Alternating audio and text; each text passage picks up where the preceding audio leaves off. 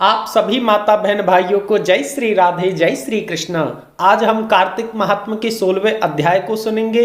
इससे पहले आप सभी मेरे साथ में बोलिए, हरे कृष्ण कृष्ण कृष्ण हरे हरे, हरे राम राम राम हरे हरे। आइए कार्तिक महात्म के 16वें अध्याय को सुनते हैं। राजा पृथु ने नारद जी से कहा, हे नारद जी, ये तो आपने भगवान शिव की बड़ी विचित्र कथा सुनाई है।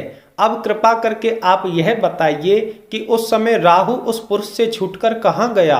नारद जी ने कहा, हे राजन, उससे छूटने पर वह राहु बर्बर नाम से विख्यात हो गया और अपना नया जन्म पाकर वह धीरे धीरे जलंधर के पास गया। वहां जाकर उसने शंकर जी की सब चेष्टा कही। उसे सुनकर जलंधर ने सब दैत्यों को सेना द्वारा आज्ञा दी। काल नेमी और शुभ निशुभ आदि महाबली दैत्य तैयार होने लगे। एक से एक महाबली दैत्य करोड़ों करोड़ों की संख्या में युद्ध के लिए आ गए। जलंधर शिवजी से युद्ध करने के लिए निकल पड़ा।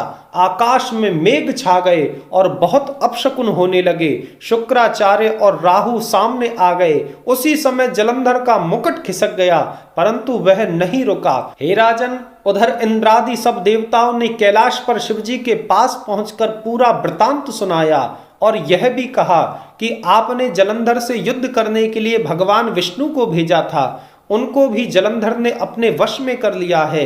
हे प्रभु, विष्णु जी लक्ष्मी सहित जलंधर के अधीन होकर उसके घर पर निवास करने लगे हैं। इसी कारण देवताओं को भी वहीं रहना पड़ रहा है। अब वह जलंधर आपसे युद्ध करने आ रहा है।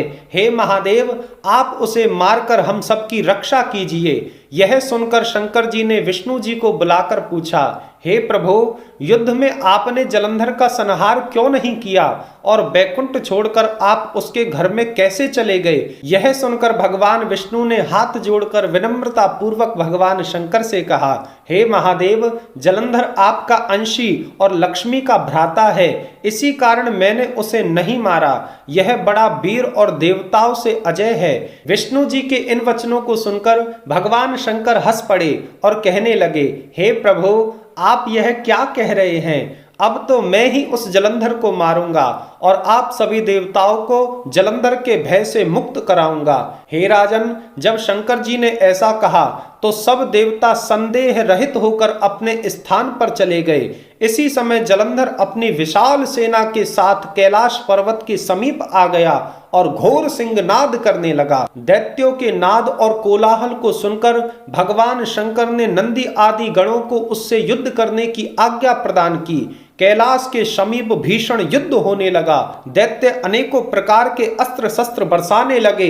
भेरी, मृदंग, शंख और वीरों तथा हाथी, घोड़ों और रथों के शब्दों से शब्दित हो पृथ्वी कांपने लगी। युद्ध में कटकर मरे हुए हाथी, घोड़े और सेना का पहाड़ लग गया। रक्त मांस का कीचड़ उत्पन्न हो गया। दैत्यों के गुरु शुक्राचार्य अपनी मृत संजीवनी विद्या से सब दैत्यों को जीवित करने लगे।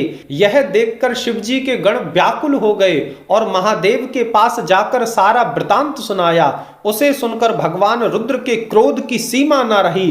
फिर तो उस समय उनके मुख से एक बड़ी भयंकर कृत्या उत्पन्न हुई, जिसकी दोनों जंघाएं ताल वृक्ष के समान थी। वह युद्ध भूमि में जाकर सब असुरों को खाने लगी और फिर वह शुक्राचार्य के समीप पहुंची और शुक्राचार्य को पकड़कर अंतर ध्यान हो गई। हे राजन, शुक्राचार्य के गुप्त हो जाने से दैत्यों का मुख मलिन पड़ गया और वे युद्ध भूमि को छोड़कर भागने लगे। इस पर शुंभ, निशुंभ, काल नेमी आदि सेनापतियों ने अपने भागते हुए वीरों को रोका। राजन, शिवजी के नंदी आदि गणों ने भी दैत्यों से भीषण युद्ध करना आरंभ कर दिया। इतना कह करके 16वें अध्याय का समापन करते हैं।